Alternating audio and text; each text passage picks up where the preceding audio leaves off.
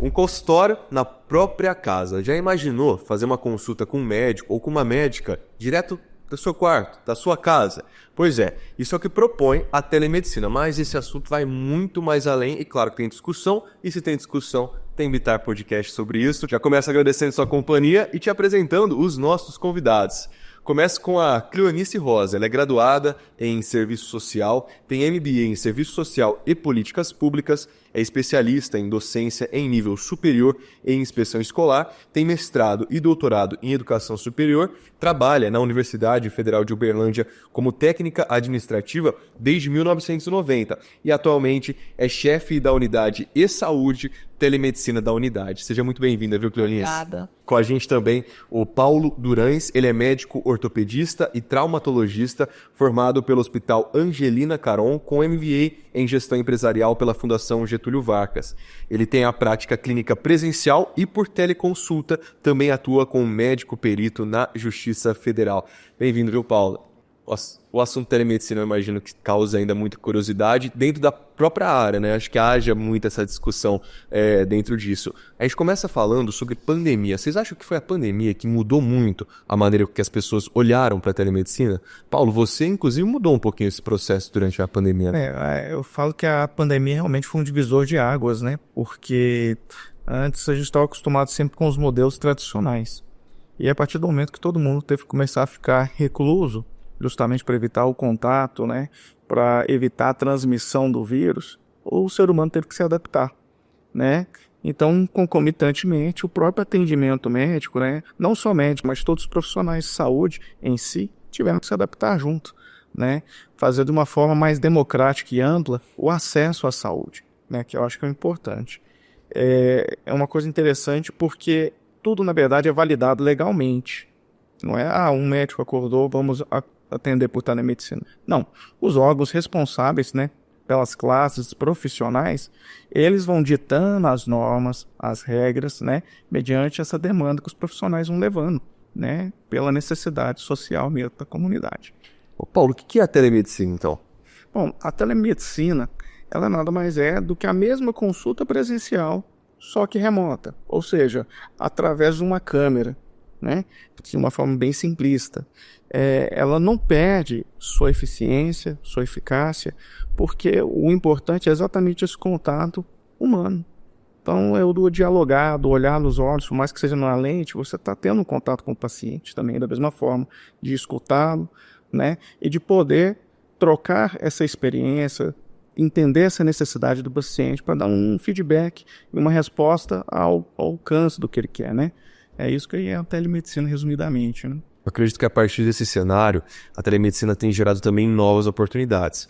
Cleonice, ela está sendo implantada ao longo desses últimos anos, desses últimos meses, no Hospital de Clínicas da Universidade Federal de Uberlândia. Para quem nos acompanha de uma outra região, não aqui do Triângulo Mineiro, o hospital é referência não só para boa parte aqui de Minas Gerais, mas também recentemente inaugurou uma nova ala, então ampliando esses atendimentos. Eu acredito que seja também uma referência no setor universitário. Se eu não me engano, hoje o maior hospital universitário do Brasil, né? E a telemedicina tem sido implantada nesses últimos meses. Eu queria que você falasse um pouquinho sobre esse processo. O nosso processo foi assim que a IBSER tomou conta da gestão da UFO, né?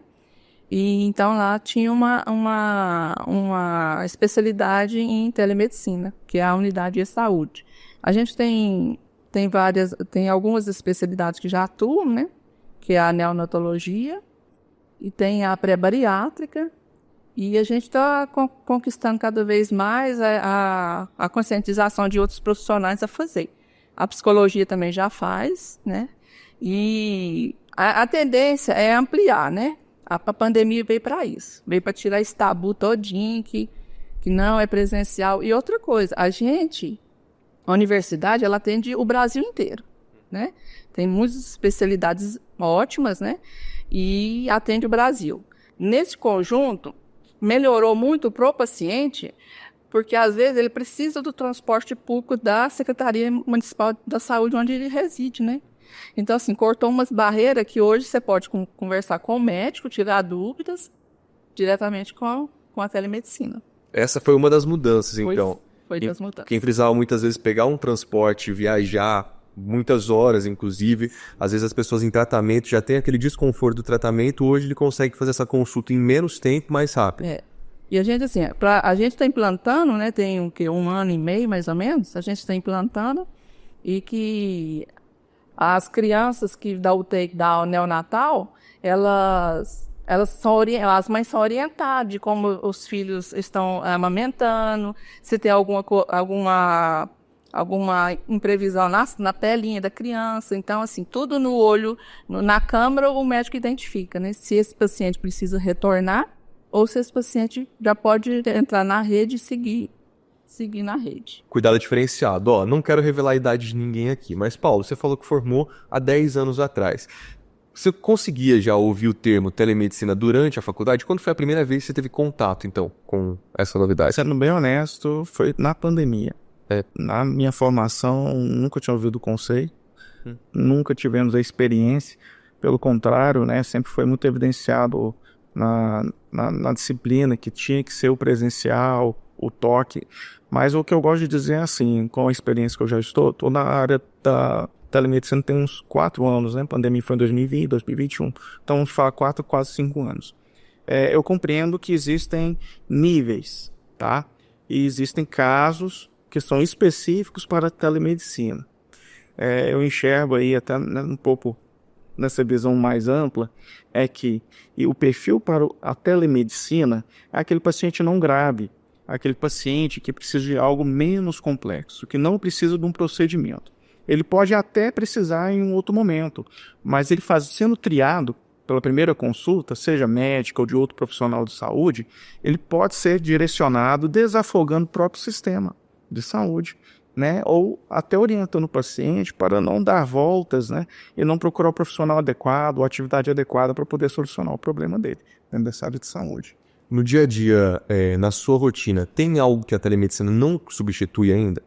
Na minha rotina, como especialista de ortopedia, né, e até na parte de perícias, quando há necessidade de procedimentos, né, o procedimento ele é algo mecânico, algo presencial. Entretanto, 90% dos casos, com um diálogo e com alguns testes, né, a gente conhecendo bem a anatomia, conhecendo bem a história do paciente, né, a gente consegue testar e entender melhor o que o paciente está sentindo. É uma premissa também, inclusive, porque a gente fala assim, não, isso é ortopedia, mas o que é o principal dentro da área médica? A parte clínica geral, né? Tá com uma dor de cabeça, tá com uma febre. Então, assim, é necessário ter alguns dados, algumas informações para poder também dar diagnósticos. Então, a telemedicina não pode ser ousada e não é ousada ao ponto de, assim, eu não tenho um dado vital, então eu vou falar para o paciente, não vá ao pronto-socorro. Nós temos que ter essa sabedoria. Então, por isso que eu acho que tem perfis de paciente para cada tipo de atendimento, né? A gente não pode generalizar. Eu vi que você concordou, né, Cleonice, mas eu fico imaginando assim, tem muito paciente que muitas vezes tem uma certa restrição, ou até muitas vezes medo por não conhecer a telemedicina. Tem algum relato de algum paciente que no começo se sentiu até meio, faltou aquele toque, faltou aquele olho no olho, e depois que passou por esse processo, viu que até facilitou a rotina dele?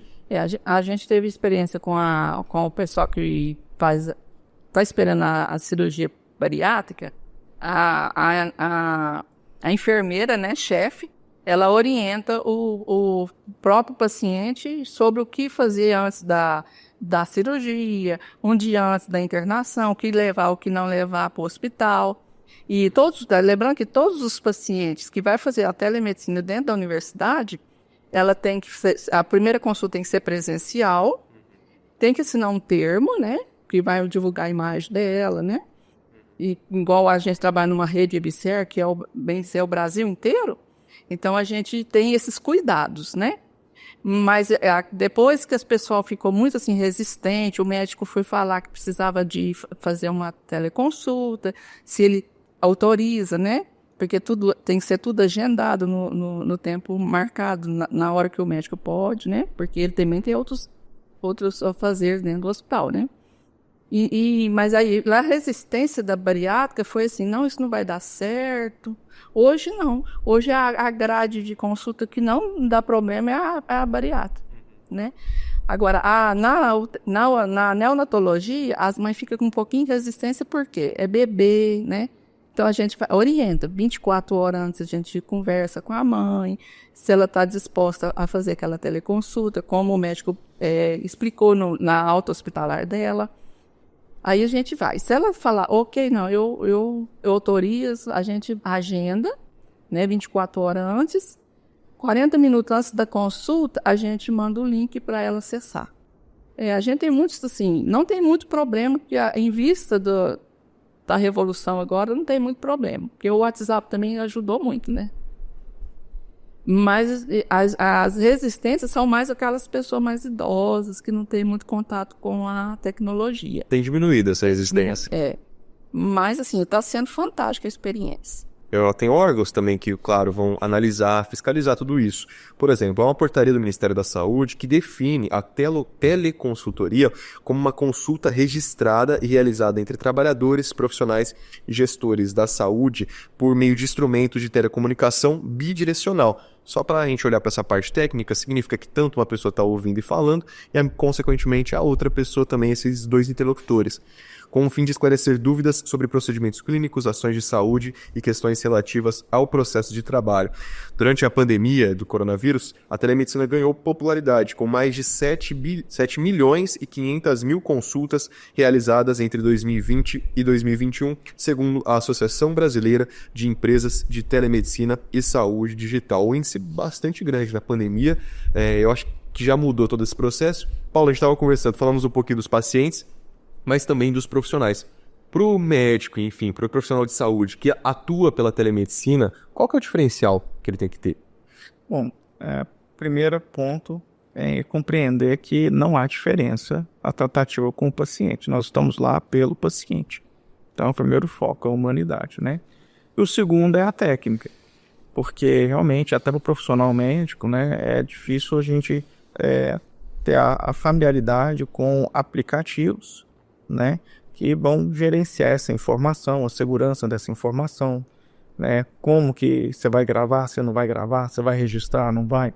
Então, acaba que isso é uma coisa mais complexa no início. Até você, não, a plataforma que eu vou usar é essa, ela é mais amigável para mim. Porque hoje, sim, o SUS, inclusive, ele tem alguns sistemas, né, que é o SUS 4.0, que ele está implementando esse prontuário digital universal. Então, um paciente aqui de Uberlândia, se ele for lá para o Nordeste, ele vai ter o prontuário dele todo lá. Hoje isso não está sendo implementado. Sabe? Ainda não estamos vivendo isso, mas vamos chegar, está sendo desenvolvido. Então, o que eu quero dizer com isso? A própria Lei de Proteção de Dados, né, ela restringe todo esse conteúdo, né, do que pode ser divulgado, do que não pode ser divulgado. E eu acho que assim, os pacientes, eles se sentem confortáveis à medida do ponto. Você mostra que a consulta é segura, que você está chegando no ponto da necessidade dele, né? E o mais importante, igual o colega falou, é a equipe multiprofissional atuando. Porque não adianta, o médico é referência em teleconsulta. Não, é que tem enfermeiro, tem educador físico, tem nutricionista, né? Tem o serviço social, que eles vão confortar e preparar esse paciente por uma consulta mais especializada. Isso. Né? E é isso que faz ter êxito na consulta. Porque, às vezes, realmente, o paciente ele já fica tenso num consultório médico presencial. Imagina falando por câmeras, né? Então, quando ele é preparado, né, treinado, com certeza esse suporte vai tranquilizando o paciente. E já existe hoje essa preparação, cursos profissionais que vão atuar em telemedicina, em teleconsulta, para como deixar esse momento, nesse atendimento mais humanizado? Assim, ou é na prática? De tudo, não é prático, não é algo, como eu posso dizer, né, sacramentar, não é de fácil acesso. É mais para os interessados mesmo. Normalmente, infelizmente, nós vamos na cara e na coragem, vamos nos adaptando a tudo isso aí. E também porque nós estamos sendo pioneiros também. Nossa geração, a geração que está começando, que está implementando e aprendendo com muitos erros. Né? É aquele processo de avançar e retroagir a todo momento. Né? Quantas vezes eu já mudei de plataforma para atender paciente? Porque eu não adaptei, achei complexo, não achei seguro, o paciente teve dificuldade de acessar, né? Mas o que ela falou é verdade. Os idosos hoje têm uma resistência maior a plataformas digitais para esse tipo de consulta. E também tem aquela cultura, né? Não, tem que ser tocado. Eu preciso, como que o médico vai me dar um diagnóstico se ele não pôs a mão em mim, né? E, assim, a geração mais nova, você tem até que tomar cuidado para encostar, né? Então, assim, são gerações, só que as gerações elas vão mudando. E quem tá no meio termo, que somos nós aqui, né? Você tá no início e tem a galera do final. Mas nós estamos no meio termo, nós estamos tomando, né? Como se diz, né? Estamos apanhando dos dois lados, né? Tomando pedrada dos dois lados. Nós vamos deixar uma experiência melhor para as pessoas que vão estão né? vendo aí, estão formando. Então, assim, é gratificante a gente ser pioneiro, né, Paulo? Sim. Legado, gente. É um legado. A gente vai deixar um legado, mas bem melhor do que a gente hoje enfrenta, né? Tem umas restrições que a gente... Hoje eu atuo no SUS também de Uberlândia e, assim, apesar de eu não atender como na teleconsulta, eu conheço parte do projeto. Como que eles fazem? A atenção primária, que é o postinho de saúde, eles acolhem o paciente, eles agendam a consulta e fazem essa consulta dentro do posto de saúde. Entendeu? Então, às vezes o paciente não está em casa, ou pode até estar em casa com o agente de saúde na casa do paciente, ele está pegando na mão do paciente para conseguir ter esse acesso tecnológico. Então, isso é uma ferramenta que viabiliza para esses pacientes de pouco recurso, seja, né, estrutural, quanto, né, de idade intelectual também. Muitas vezes esse procedimento acontece uma vez e garante outras 5 consultas, exatamente. Que bacana. O projeto que a gente está fazendo para 2025 é conscientizar as prefeituras regionais, né? Porque às vezes tem um paciente que o médico acha que ele tem que ir para a porta do pronto-socorro. Às vezes ele não precisa dele ir para a porta do pronto-socorro. É fazer uma teleconsulta, lá o médico que está de plantão vai dar uma teleorientação do que proceder naquele necessidade que o paciente tem, né? E desafoga o nosso pronto-socorro, que você sabe, assim, às vezes tem muita manchete negativa da nossa instituição. Mas você vê que é um trabalho árduo, os profissionais são envolvidos e buscam soluções rápidas para atender melhor o paciente. Ô, Clarice, prometi aqui que eu não ia revelar a idade de ninguém, mas, olhando para o currículo, você começou a trabalhar em 1990 no Hospital de Clínicas da Universidade Federal de Uberlândia. Eu tô aqui na cidade de Uberlândia há mais ou menos 6, 7 anos. Já vi o hospital mudar muito agora nessa inauguração dessa nova ala que aconteceu. As pessoas, inclusive, podem pesquisar na internet, nas redes sociais, tem essas informações, se tornando, portanto, esse hospital universitário referência para todo o país. Mas eu fico imaginando que deve ter mudado na medicina e no hospital desde 1990. Quando você chegou para atuar lá, como que era comparado a hoje que as pessoas já conseguem fazer essa telemedicina, entre outras tecnologias que facilitam não só a redução de filas, a redução de gente esperando e também a possibilidade de ter especialistas, talvez, que estejam em outros locais, dando esse parecer hoje no hospital? Bom, na realidade, ainda tem muita gente indo aos ambulatórios, aos pronto-socorro, né? Mas, assim, na medida que vai surgindo as especialidades em fazer a telemedicina, a gente vai desafogando, principalmente o ambulatório, né? E a intenção nossa para 2025 é o quê? O prefeito, né, organiza-se um estabelecimento onde a gente pode fazer a teleconsulta ou a teleconferência, a teleorientação, né? De lá para cá, vai ter um profissional ajudando aquele paciente que não tem muitos recursos, não tem muito conhecimento com a tecnologia. Mas de 1990 para cá, a gente viu que com a pandemia foi muito bom, não foi bom acontecer, né? Mas foi bom porque deslanchou muito a tecnologia na área da saúde. Então a gente vê que às vezes, por exemplo, eu vou ter uma consulta amanhã com 5 mãezinhas, essas 5 mãezinhas já deixam de ficar dentro do hospital, onde a criança não é imunizada, onde a criança ainda corre riscos, né? Então, ela vai ficar no seio do lar, junto com os pais, fazendo a videoconferência. Mas a tendência é multiplicar, né, doutor Paulo? E desafogar o Sistema Único de Saúde. Parece um detalhe, né, de não ter essa criança dentro da unidade de saúde, mas eu imagino que isso gere outros impactos positivos também ao longo desse processo.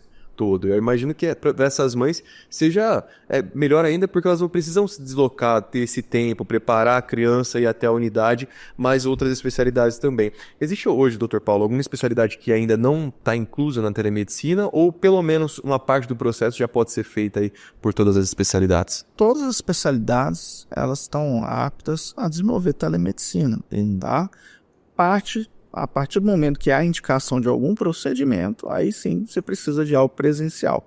Mas a primeira consulta, com certeza, sem dúvida, não tem nenhuma restrição. Porque é um bate-papo, às vezes é necessidade de solicitar algum exame, né, ou prescrever alguma medicação.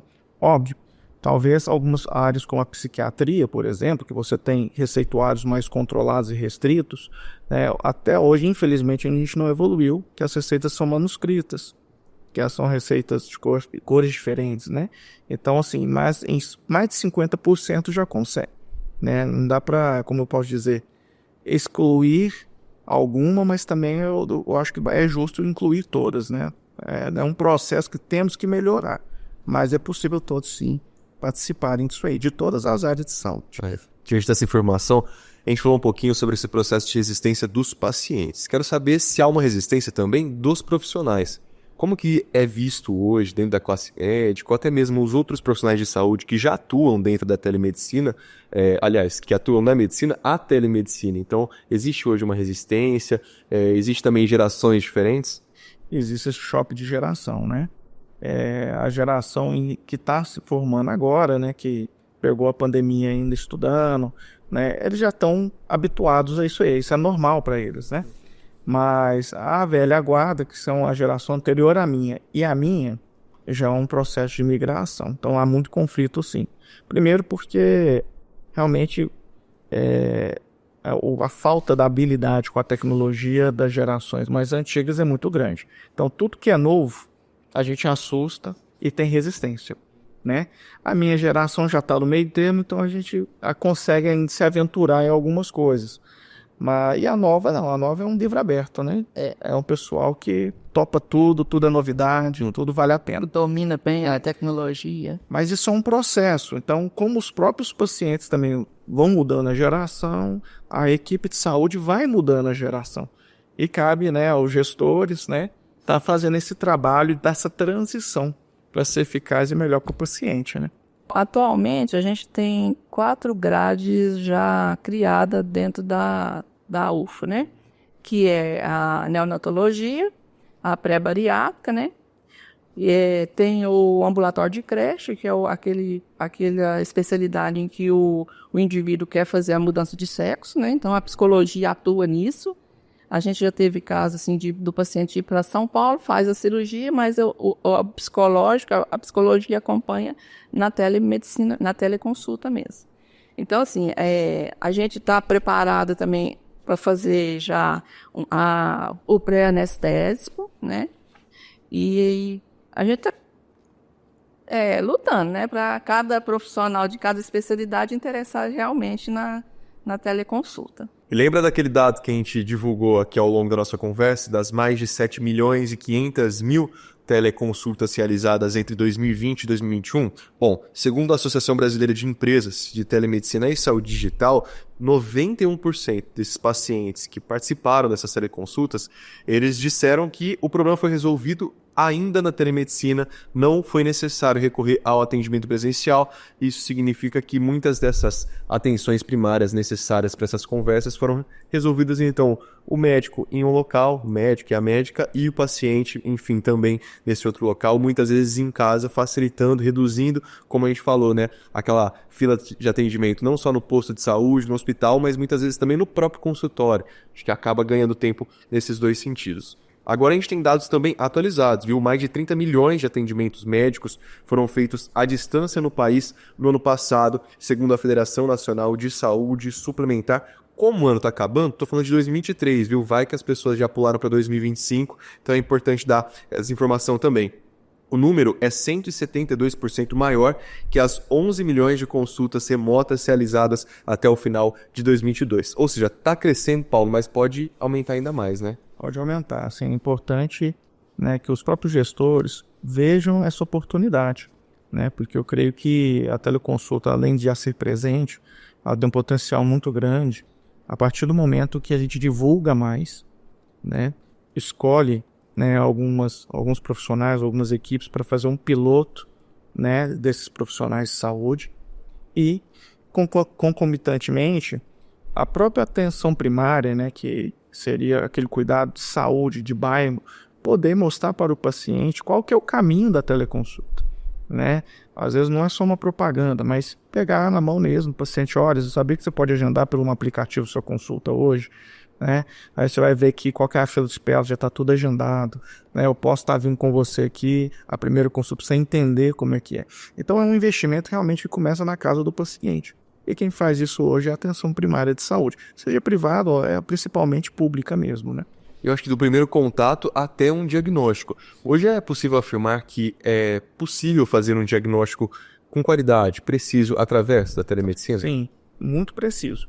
A gente não pode falar que é 100%, mas o profissional de qualidade, né, com certeza ele sabe até onde vai a limitação dele, né, de ter a sabedoria e falar assim, olha, seu caso eu suspeito disso, mas seu caso eu sugiro que vá procurar um pronto atendimento, né? Eu acho que o seu caso não, dá pra gente levar assim num ambiente de teleconsulta, entende? Então, por isso que é importante compreender que é multiprofissional isso aí. Porque a gente precisa do serviço social para poder estar orientando o paciente como é que funciona o recurso, a quem procurar. E precisa do enfermeiro para colher um dado vital, para também fazer uma pré-triagem, né? Então é escalonado isso aí. É uma alfabetização, dessa forma, né, Clelice? Eu estava conversando com o pessoal da FAMED, né, que é a diretoria do curso de medicina, e no futuro, mais próximo que eu espero, é ter uma matéria dentro da medicina, a telemedicina, né?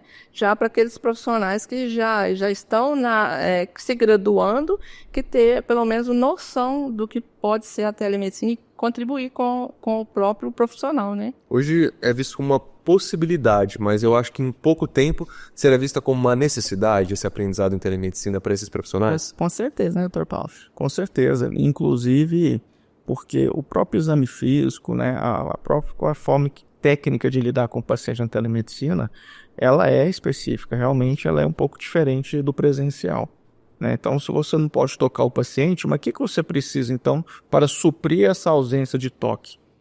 Você tem que ter conhecimento, você tem que ter disciplina disso, ensinando. É óbvio que com a experiência o profissional vai se lapidando para a necessidade, mas que se você já tem isso na graduação, com certeza a gente sai com profissionais muito mais polivalentes, né, digamos assim. Agora eu fico imaginando, a gente está aqui nessa roda de conversa sobre a telemedicina, estamos falando sobre essa área, um pouquinho dos desafios, de como é que funciona, mas agora eu quero saber o que é necessário para uma consulta de telemedicina, tanto para o profissional, para o médico, e quanto para o paciente. Quais são os recursos que hoje você precisa para fazer esse atendimento? Em termos de recursos, a gente precisa nada mais que um celular, um computador, o paciente um celular pelo menos, né? Por médico, a gente precisa de um computador ou um tablet, que a gente tem um prontuário eletrônico digital, né? Que tenha realmente certificações aí pela lei da proteção de dados, né? E você tenha também um recurso de prescrição, né, que é onde você pode gerar relatórios, atestados e receituários também. Então hoje é computador e um tempo, porque você está num local fechado, silencioso, em qualquer lugar você atende. Hoje como funciona a tua rotina? Você faz atendimento de casa, do consultório? Como é que funciona? A minha parte de teleconsulta, né, eu atuo como perito, como ortopedista também na teleconsulta no meu privado, né?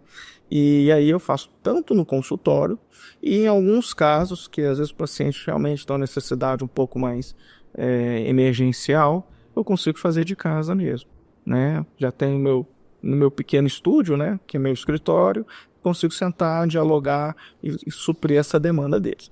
E até uma coisa curiosa, alguns pacientes eu já tive uma experiência de atender presencialmente no privado, dentro da ortopedia. E o retorno eles optarem pela teleconsulta. Eu falo assim, olha, às vezes não precisa de vir no consultório, que já passei a conduta, é só analisar exames, eu consigo dar seguimento. E a adesão foi, eu posso dizer, muito grande. A maioria gosta dessa ideia também. A primeira é presencial e um retorno, né? Então isso é uma forma de você semear, né?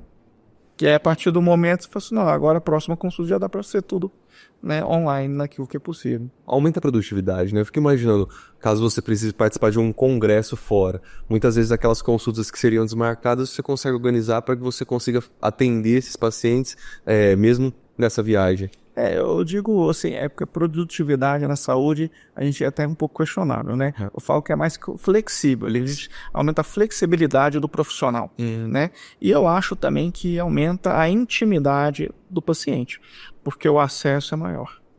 É muito difícil no presencial o paciente me achar de forma fácil, né? Quando é online, poxa, vamos agendar, tal dia ele sabe que vai falar comigo. Ele não está entrando numa fila quilométrica que ele não tem nem ideia de quando vai falar comigo, né? Então, acho que o acesso, devido a essa flexibilidade, é melhor. Tá feita a correção, então, vou retirar o termo produtividade, vamos substituir por flexibilidade, né, para deixar correto aqui. Cleonice, falamos um pouquinho da estrutura do Dr. Paulo, do atendimento da teleconsulta. Hoje, no Hospital de Clínicas da Universidade Federal de Uberlândia, qual que é a estrutura também para esses profissionais atuarem na telemedicina? A estrutura está pronta, né? A gente tem uma sala que é anti-ruído, só o paciente e o médico, né? Ainda está em construção de algumas vagas, mas já está em processo licitatório, que você sabe que tudo na instituição pública tem que ser licitado. Mas assim, a gente dá o conforto para o profissional ficar, atender, né? E passar uma imagem muito melhor, muito mais referencial da sala que ele usa, né? Aumenta a credibilidade. Aumenta, né? É isso. Então, assim, a gente ainda está em construção, mas nós já temos tudo pronto, né? Lá. A gente construiu 2 salas de videoconferência, né? Que se, por exemplo, o doutor Paulo estiver num congresso e ele é docente, ele quer passar alguma coisa para a equipe dele. A agenda, a gente marca, os profissionais vão, os residentes, os acadêmicos vão para a sala e em tempo real o médico faz a orientação e o que está acontecendo realmente no congresso. Por outro lado, como até graduado em serviço social, qual que é a orientação que vocês dão para esses pacientes, local que eles devem estar durante essa consulta? A orientação é que eles não fiquem em trânsito, ficam num lugar onde ele não tem muita conversa, né? A gente pede para ficar num quarto ou na sala onde não tem barulho, para ter uma melhor conversa com o médico, né? E lá o médico vai ter uma possibilidade de dar um diagnóstico preciso e favorável, né? Mas quando a gente vê que o paciente não está em trânsito, aquela consulta a gente reagenda, né? Não acontece. Não acontece. Porque que a gente tem que ter a proteção de dados, né? Às vezes uma outra pessoa curiosa pega o celular e começa a gravar do próprio celular do paciente. Então a gente nesses termos que o paciente assina para autorização da imagem dele, da teleconsulta, lá vem explicando, né? A gente faz a teleconsulta no horário prescrito para ele, né? Mas se a gente vê que ele está em trânsito, o médico já tem a visão que o paciente não está num lugar reservado. Tem que fazer essa análise completa, Isso, desafiador. Mas os médicos que atuam na telemedicina, eles já têm percepção, né? De que o paciente está em um local que não é adequado para fazer a teleconsulta né? E ele já pede para reagendar. Aí ele conversa com a gente pede para reagendar a consulta e os trâmites correm legalmente. A Cleonice trouxe um termo importantíssimo também para essa conversa, a Lei Geral de Proteção de Dados. A gente vai falar sobre isso mais daqui a pouquinho, só para você continuar junto com a gente, até porque LGPD já foi um tema aqui do Bitar Podcast. Quero aproveitar para convidar você a conferir outros conteúdos do nosso canal, também nas nossas plataformas de áudio, para você ficar por dentro de uma maneira detalhada de cada coisa que a gente traz aqui para essa mesa do Bitar Podcast. Antes de falar sobre como que funciona a proteção, ou seja, será que eu estou seguro de uma teleconsulta? Ou seja, o que eu falar ali para aquele médico realmente vai ficar nessa consulta? Quero falar sobre a resistência de alguns pacientes ainda, até para a gente ter um olhar de como os profissionais podem atuar, principalmente para os idosos. A gente sabe que os dados mostram que a população idosa ainda tem uma certa resistência ou dificuldade, ou até mesmo não tem acesso a essas tecnologias, à internet, mas eu acho que há passos já para tornar isso cada vez mais inclusivo, inclusive para esse grupo de pessoas que muitas vezes são os que mais procuram a área da saúde. Então, para os pacientes idosos, o que tem sido feito para eles serem inseridos na telemedicina? Então, os pacientes idosos, a experiência que eu tenho, claro, né, é que assim, a própria atenção primária dentro do SUS que vai engajá-los para a telemedicina. Então, está na casa do paciente, ou o paciente vai à unidade de saúde para poder fazer todo o trâmite e o paciente só participar. Ele não está elaborando com o celular, com o aplicativo, ele é só um participante, né? Já na parte até do privado, os familiares fazem esse papel, mas alguns pacientes, você vê que eles já estão criando essa habitualidade e essa familiaridade com aplicativos, né? Então, assim, já tem aplicativos hoje de conversa que já dão esses recursos de teleconsulta. Que às vezes alguns de reunião são mais famosos, é realmente um pouco mais complexo para quem não tem a familiaridade. Mas o que o paciente fala com a própria família, né, já dá. Já funciona. Então já é um primeiro acesso. E todo o registro tem que ser no prontuário eletrônico, né, que antigamente, né, o profissional de saúde fazia tudo na mão. Ficava em pastas e arquivados em salas. Hoje não. Hoje, por mais que a gente converse, né, por aplicativos, né, e presencial, hoje o registro todo é digital. E isso é respaldado por essa lei de proteção de dados. E Lei Geral de Proteção de Dados. Está no nosso dia a dia, está no trabalho, na escola, enfim, e também na área da saúde. Quero saber, é seguro, então, eu fazer uma conversa mesmo que à distância com o profissional? É seguro, totalmente seguro. O que a Lei Geral de Proteção de Dados fala para a telemedicina? Na verdade, assim, o que a gente tem que sempre manter no atendimento é o sigilo médico, né? E todos dado registrado em prontuário eletrônico, ele é assinado digitalmente, seja por um login, né, ou por uma assinatura digital. Então, para ter acesso àquilo ali, é só pessoas com senha autorizadas a ter acesso àquilo ali, né? Então, isso já restringe qualquer outra pessoa. Inclusive, no SUS, pra você ter noção, estão tendo algumas implementações que nem todo profissional de saúde pode ter acesso a toda a vida do paciente, que antigamente a gente tinha. Então, eu como médico, dependendo do diagnóstico do paciente, eu já não tenho acesso àquilo que não é da minha área. De tamanha, né, que para proteger esses dados. Proteger esses dados. E a universalização desses dados, por um lado, ela é importante para vocês terem uma visão completa ali sobre o paciente que vocês estão atendendo, então acho que fica mais próximo de diagnóstico, de tratamento, mas por outro, também essa tecnologia tem ajudado as pessoas a delimitarem até onde eu posso saber, o que eu posso saber, e traz mais conforto para o paciente isso? Quando ele fica sabendo da lei de proteção de dados, né, que vai explicar para ele, com certeza ele vai ficar mais espontâneo na consulta, né? E que ele também vê que é uma coisa séria, não é uma coisa, né, de brincadeira. O profissional está ali, igual o doutor falou, ele tem todo um respaldo da lei, né? Porque por exemplo, um profissional que tem uma doença que às vezes o próprio indivíduo não quer que o familiar sabe, ou ele até é profissional da área lá. Então, assim, no nosso sistema, não é qualquer exame que é visualizado por qualquer profissional. Aquele profissional tem que estar apto naquela especialidade. Até como essa parte da Lei Geral de Proteção de Dados. Mas, além disso, existe a Lei da Telemedicina. Ela foi sancionada em dezembro de 2022, ou seja, bastante recente, né? Ela estabeleceu os critérios para o atendimento médico à distância aqui no Brasil. Entre eles estão previstos, então, nessa lei, a autonomia do profissional de saúde, como a gente viu, o profissional pode avaliar ali se o cenário está apto, então, para uma consulta ser realizada e fazer esse atendimento, ou até mesmo a remarcação. Tem direito à recusa também do paciente ao atendimento da modalidade telesaúde, como a garantia do atendimento presencial sempre que solicitado, além também de prever nessa lei a confidencialidade dos dados informados pelo paciente durante essa consulta. Ou seja, não é só um procedimento, uma prática, é também previsto dentro de uma lei, uma regulamentação, e se a regulamentação também é uma fiscalização em cima disso, né, doutor Paulo? Sim. Então, assim, eu acho que nós estamos engateando, né? Você pode ver que são leis muito recentes. Então, nós vamos aprendendo com os erros também, né? E todo ano é uma novidade, é uma coisa que dá muito certo, mas em si, eu acho que os princípios, a base da medicina, né, da saúde, ela não muda. Então, o sigilo profissional, né, o sigilo da história do paciente, isso não vai mudar nunca.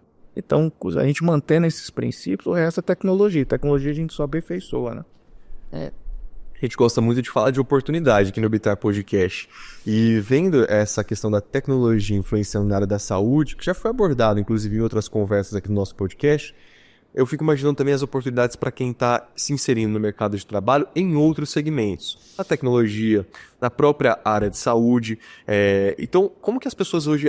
como que vocês veem o mercado hoje? Existe não só o profissional médico preparado para telemedicina, mas alguém que vai precisar fazer o aplicativo, alguém que vai precisar preparar essas equipes para usar esses dois instrumentos. Vocês estão vendo já essa geração de oportunidades? Vai ser muito ampla, né, doutor? Porque o profissional de TI, ele, quando veio a pandemia, a gente não tinha o que fazer. Uhum. Porque os nossos pacientes, que às vezes ia ser entubado, ele queria prestar conversar uma última vez naquela situação com o familiar, né? Então, assim, a gente criou algumas demandas, tudo na lei, né? E onde foi, até os próprios médicos faziam os boletins, né, online e passavam para a família, daqueles, né. Então, assim, o profissional de TI é uma profissão promissora, né. E eu acho que o que a gente vê aqui hoje, daqui um período de 5, 6, 10 anos, nós vamos ver que está muito mais além do que a gente começou. Então, é uma profissão muito promissora mesmo na área da saúde. Hoje vocês trabalham praticamente em conjunto. Isso. Desses profissionais. Eu tenho sempre a TI do meu lado, né? Porque na hora da teleconsulta ou da teleorientação, da videoconferência, às vezes a rede do paciente ou que o hospital lá usa não é equiparada com a nossa que a gente usa. Então, às vezes pode dar alguma interferência, pode mudar, tem que mudar de plataforma, mas assim, o profissional de TI sempre tem que estar junto na demanda da gente, né? Você falou sobre essa questão da interferência. Doutor Paulo, durante uma teleconsulta, eu imagino que tem o plano A, o plano B e o plano C, né? Então, para conseguir driblar esses desafios. Porque no nosso dia a dia, muitas vezes a gente se depara com algum problema na internet, a falta de conexão, até mesmo uma instabilidade na plataforma. Como é que funciona isso para você? Você foi lidando, aprendendo, para não perder esse atendimento? Eu tenho pelo menos umas 2 a 3 plataformas que eu sei que eu posso contar. Então, falhando, esgotando todas elas, infelizmente é remarcar a consulta, né? Mas assim, a gente tem que ter pelo menos umas 2, 3 plataformas. Mas aí a chance é menor, né? Dessas bem, três. não, hoje as plataformas estão muito maduras já, então assim, o que a colega falou, que assim, para dar um problema, se o paciente não tiver a conexão adequada, ou se eu tiver um problema também de infraestrutura no local que eu tiver, acabou a energia, né, tá sem internet, é só por isso, é muito difícil, né? Pois eu imagino que não chega nem perto da possibilidade dessas limitações. Eu acho que vocês conseguem chegar em muitos lugares remotos, mais longe, bem mais fácil do que comparado a essas limitações, né? A Universidade do Amazonas, lá tem a unidade que é da EBSER, né, que agora é tudo um conjunto. Eles fazem, tem vilarejo lá que só chega de bar, né? Mas já tem uma rede de internet que a própria gestão financiou para aquela região. Então, o próprio profissional, por exemplo, lá do grande centro, ele pode fazer a consulta naqueles vilarejos onde não tem recurso, não tem nem como chegar, né? Então, assim, a gente vê que a evolução está caminhando, mas caminhando bem rápido. Isso tudo acelerado com certeza por conta da pandemia. É isso. Mas isso já tinha sido incitado antes, acho que da pandemia, né? Já tinha começado algum movimento, mesmo que pequeno, antes mesmo da pandemia, com o uso dessas tecnologias. Vocês lembram de ter essa visão? Dentro da universidade, a universidade tinha um vínculo com a UFMG de Belo Horizonte, que fazia os telediagnósticos de cardiologia, né? Os STG, né? Então, começou tudo ali, né? Então, assim, só não está lá junto com a telemedicina, porque são projetos diferentes, de recursos diferentes, mas que não foi direto com o hospital, foi com a universidade. Então, assim, desmembrou. Mas hoje tem atuantes. Antes da pandemia já existiam alguns traços, né? Os grandes hospitais já estavam testando isso. Albert Einstein, Sírio-Libanês já estavam entrando com esse tipo de consulta. E, você falou, na área cardiológica, realmente, para pronto atendimento, até interior ainda é utilizado, porque a gente fala de telemedicina, a gente está achando que é só a conversa, o vídeo. Não. É justamente você mandar uma informação para um sistema, um outro profissional, num outro local, conseguir dar a devolutiva, seja de um exame de imagem, no exame eletrocardiográfico, né? Então, assim, isso já começou há muito tempo atrás. Só que eram ferramentas. Tabu, né? E assim, o nicho era muito pequeno, né? Não, porque não tem alguém que consegue, um médico cardiologista aqui, mas eu mandando aqueles eletrozinhos, aqueles sinais, alguém vai me interpretar isso aí à distância, porque não tinha um recurso. E agora nós estamos expandindo para a questão humanizada, que aí é uma evolução. Mas eu gosto até de frisar, porque assim, é muito bonito esse conceito, né? Falar, agora em qualquer lugar do Brasil, do mundo, eu consigo consultar. Eu já consultei pacientes até fora do país, já é gente até do norte mesmo. É muito interessante, só que assim, nunca vai substituir também a presencial.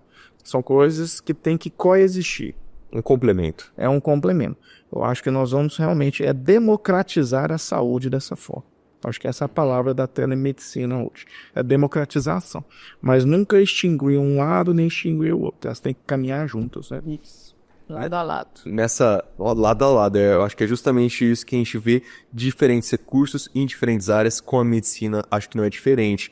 Existem pessoas que se preocupavam menos e passaram a se cuidar mais, terem mais extensão da saúde com essa facilidade, com a telemedicina? Com certeza. Eu tenho pacientes que, dentro da área ortopédica, a gente indica uma atividade física, como Pilates, por exemplo, que já estão usando recurso de aplicativo digital para fazer um Pilates em casa. Fala assim, é muito caro presencialmente, mas eu estou fazendo pelo aplicativo. Então a gente mostra que não é só a área médica, né? Não, é para todo mundo, é democrático mesmo, né? O acesso é democrático. Aí esse investimento acaba movimentando muito dinheiro também envolvendo, porque a necessidade desse investimento nos aplicativos e tudo mais, mas essa democratização, antes a pessoa fazer, pelo menos através de um aplicativo, do que não fazer, né, essa atividade. Tá. E eu acho a esse pensamento. Eu mesmo, quando vou marcar uma consulta, eu fico imaginando já que você marca a consulta um horário, mas você tem que considerar o tempo que talvez você vai aguardar, o horário dessa consulta, o tempo de deslocamento para ir e para voltar. Eu acho que muitas pessoas que moram longe de grandes centros, ou até mesmo longe dessas áreas onde há esse profissional de saúde, gasta-se ainda mais tempo nessa logística. Hoje eles têm mais essa facilidade, estão se cuidando mais, né? Puxando o seu gancho, isso é algo interessante. Realmente a teleconsulta, ela deixou até as consultas mais pontuais. Isso, né? Porque não tem como. Você tem uma agenda fixa, digital, e o digital ele tem que funcionar, porque já que tem essa facilidade de acesso, né? Então, que na presencial, às vezes, você tem que ficar lá numa fila, esperando, passando por uma entrada, né? Pegando seus dados lá, passando convênio, não sei o quê, e aí, quando você vê o médico, ele atende de monte, né? Vai com a grade, né? Ele já vai com a grade específica, a gente entra na plataforma, já manda para o paciente logo já conecta. E assim, a gente vê que as pessoas, quando no começo da consulta, elas ficam meio travadas, né? No final da consulta, elas estão parecendo que estão num bate-papo. Já conhecem, né? Então, assim, é gratificante as coisas que a gente estão presenciando no decorrer do tempo aí. Tenho duas curiosidades agora, duas dúvidas até que pessoais. É porque imaginando, muitas vezes a gente faz no dia a dia essas conversas, ligações de vídeo para os nossos familiares e tudo mais. Fico pensando, essa familiaridade que a gente já tem de usar esses aplicativos ou até mesmo o dispositivo celular no nosso dia a dia, tem ajudado também esses pacientes a terem mais transparência na consulta? Ou seja, já converso dessa maneira com algum familiar, já vou me sentir apto também a falar com o profissional? Eu percebo essa familiaridade dos pacientes, né? Eu vejo que eles ficam com muita vontade, sim. O início, realmente, porque eles não entendem como que é, mas eu sempre introduzo o consultório. Meu nome é fulano, a consulta eu vou conduzir desse jeito, e pode ficar tranquilo que eu vou te orientar em tudo. Então, acaba que o paciente se sente mais confortável, porque ele recebeu uma orientação, né? Então, tudo que é novo realmente nos dá medo, né? Assusta. Tá. Outra dúvida que eu tô aqui. Não é porque é através da teleconsulta, ou seja, não vai ter o atendimento presencial, que a pessoa não pode deixar de ser transparente. Muitas vezes alguém pode querer usar esse recurso a fim de uma garantia que não seja preocupação com a saúde dela. Traduzindo, às vezes as pessoas acham que vão conseguir um atestado, alguma coisa dessa maneira. O profissional tem esse olhar para entender até onde essa pessoa está sendo realmente transparente, mesmo à distância?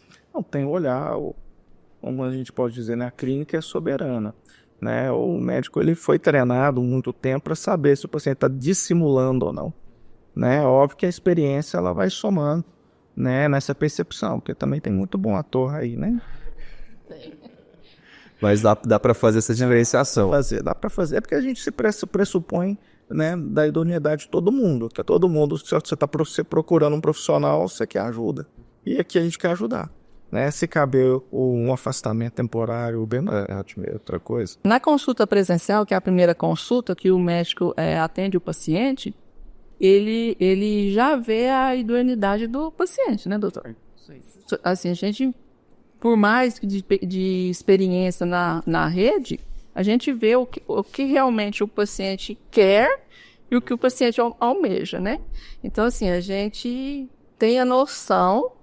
Eu não tenho noção de falar assim, não, o paciente está grave, mas eu sei que quando o paciente está mentindo, quando o paciente quer mesmo só passar. Mas toda consulta, ela é agendada. Não vai chegar lá e vai, não, eu quero consultar hoje. Não é. Então, assim, por causa que a gente tem as leis, tem cada profissão tem sua legislação, né? Então, a gente tem que respeitar e o paciente, ele só vai fazer a teleconsulta, o médico já o conhece e já sabe, porque lá na plataforma tem todo o prontuário, todo o histórico do paciente. Então, assim, aquele paciente que a gente vê que no final da teleconsulta o médico, né, percebe, ele já descarta, né? Fala, infelizmente, né, doutor, não é assim? Ou a própria equipe multiprofissional também, não, o seu caso já não é médico, o seu caso aqui é a equipe de enfermagem, junto com o educador físico, eles conseguem lidar isso aí, né? Então, existe sim. Mas aquela questão, existe. Tem gente que dá conta de dobrar assim. Tem. Não, isso não é impossível. Não é impossível. Mas é difícil de acontecer e eu acho que as pessoas têm que ter essa consciência desse recurso, não só na telemedicina, mas na saúde em geral, um momento de cuidado, né? Acho que vocês já perceberam durante essa conversa, mas eu aqui de frente para eles estou percebendo ainda mais. Vocês falam sobre a telemedicina, sobre essa área com muito brilho no olho, né? Cleonice, você está participando de um processo importantíssimo, da implantação de um procedimento novo e que traz aí uma série de possibilidades em um hospital que é referência não só na educação de novos profissionais, mas também no atendimento para toda uma região. Durante esse processo, o que mais te marcou? O que mais me marcou foi quando uma consulta da neonatal, um paciente estava com uma icterícia, né? Precisava de ir para os recursos naturais, né? O que é icterícia? Só para... O paciente, ele fica amarelinho, aí ele não está com o fígadozinho legal, ele fica meio intoxicado. Aí o médico percebeu, né? Encaminhou ele diretamente para o pronto-socorro, né? E a gente foi acompanhando, né, a internação do paciente. E quando a gente vê que através da teleconsulta deu resultado, que salvou aquela vida, a gente se emociona, né? Então, assim, eu falo que a telemedicina a menina dos meus olhos, né? E a mais interessada em dar certo sou eu, né? Então, procuro muitos profissionais interessados, incentivo, olha, vamos fazer, vamos experimentar. Se não der certo, a gente começa de onde a gente parou ou vai adiante. Mas, assim, eu vejo a telemedicina com uns olhos de muita ajuda, muita colaboração para a sociedade. O que você espera? Onde você quer ver a telemedicina dentro do hospital e também na sua trajetória? Eu quero ver muito além do que eu vejo hoje, né? Eu quero que mais especialistas se interessem, dê adesão a essa teleconsulta para ajudar aquele paciente mesmo que está numa geografia muito além do que a nossa, né? Às vezes o paciente está lá com um pós-operatório, tem alguma sugestão, alguma coisa que o médico pode orientá-lo, o médico na telemedicina ele pode fazer isso, né? E ver resultados assim, fantásticos. Eu acho que o importante é a gestão enxergar isso, né? A gestão pública. A gestão privada já está atenta já estão bem atentas, mas a pública, quando ela começar a ver a redução de custo e o impacto na sociedade disso aí ela vai ver que isso vai funcionar e vai decolar rápido. Eu acho que precisa dos nossos gestores ter mais interesse, uma visão mais completa sobre isso, né? Porque não adianta nada o Dr. Paulo no consultório dele, mas na rede pública ele vê a situação que podia estar muito além do que estamos hoje, né? Mas que os gestores precisam, sim, dar mais atenção nessa área. E isso é o que é o legal, né? De democratizar o profissional em geral, né? Porque você ter um paciente em uma área remota, seja no interior de Minas, no interior lá da Amazônia, de onde for, você poder ter o contato desse paciente com qualquer profissional do Brasil, gente, não tem por que ficar sem atendimento, o paciente não tem um cuidado. Não tem por que o paciente ser desassistido. A gente vê que... Esse bicho é muito boa. A gente vê que o paciente vai ser muito beneficiado. Porque às vezes vem, por exemplo, eu já tive paciente de Montes Claros indo para perto do pronto-socorro da UPA. Aumenta as possibilidades, né? Só para você que nos acompanha de outra região, a gente tá falando de Uberlândia e Montes Claros, uma distância aí que supera uns 700 quilômetros. 800 quilômetros, né? Então, ou seja, um paciente teria viajado e atravessado o estado de Minas Gerais, que dá para falar que é um país, né? Para receber esse atendimento. E eu acho que o hospital acaba ganhando com essas possibilidades da telemedicina se esses três personagens caminharem juntos, né? Que a gente viu os gestores, tanto público quanto privados, os profissionais e, claro, os pacientes também, que acabam se tornando uma peça importantíssima nesse avanço e acabam ganhando. O principal objetivo é esse atendimento, é facilitar para esses pacientes, eles recebam esse diagnóstico, tratamento, até uma orientação ainda mais confortáveis. Doutor, e para você, o que mais te marcou nessa trajetória atendendo através da telemedicina?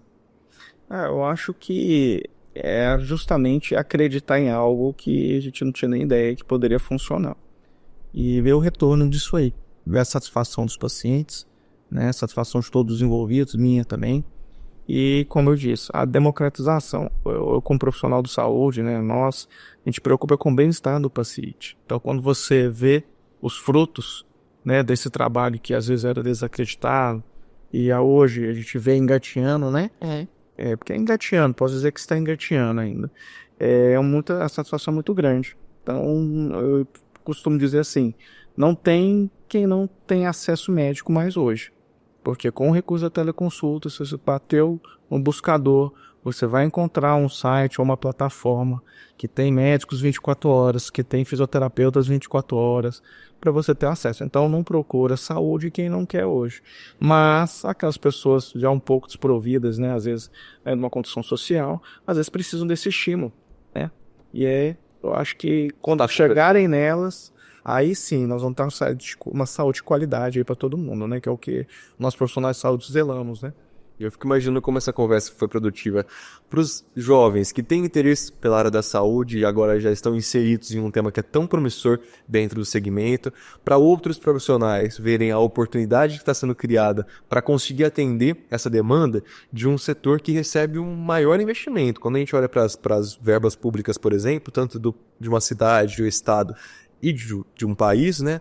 É na saúde onde há o maior investimento por conta dessa necessidade. E para outros segmentos também há possibilidade. Então, principalmente, todos nós somos pacientes também, né? Então, todos nós precisamos desses atendimentos e é bom saber que estamos caminhando, avançando para tecnologia que tanto se fala, tanto se discute, a nosso favor também para facilitar esses atendimentos. E para isso recebemos 2 especialistas. Mais uma vez eu agradeço a Cleonice Rosa, que hoje é chefe da Unidade e-Saúde e Telemedicina do Hospital de Clínicas da Universidade Federal de Uberlândia, que participou com a gente dessa conversa. Eu que agradeço e, assim, transparecer uma visão da telemedicina mesmo, né? Da teleconsulta, da teleconsultoria, do telediagnóstico, né? Quem sabe aí, né, doutor? A gente avança muito mais do que a gente atua hoje. Muito obrigado, viu, Cleonice? A gente recebeu também o Paulo Durães, que é médico ortopedista, é perito também e atua na telemedicina e hoje esclareceu pra gente muitas dúvidas, não só minhas, mas também de quem está acompanhando o Bitar Podcast e imagino que também inspirando outros profissionais, não é mesmo? Eu que agradeço aí o convite, né? E pessoal, vamos pesquisar sobre teleconsulta, vamos quebrar esse tabu, né? E vamos experimentar, quem nunca experimentou, experimenta uma teleconsulta, né? Cuidar da saúde é sempre importante. Vamos dar essa chance e desenvolver essa área. E esse terminal vou deixar um desafio, principalmente para os mais jovens, que eles ajudem, né? Papai, mamãe, vovô, quem tiver mais dificuldade em fazer essa introdução à telemedicina. Eu acho que vai estar fazendo muito bem dentro da própria casa, né, doutor? Exatamente. É uma missão importante. Mais uma vez, muito obrigado, viu, pela participação no nosso Bitar Podcast. Espero ter vocês aqui de volta na nossa mesa e você também. Te encontro num próximo episódio. Tchau, tchau.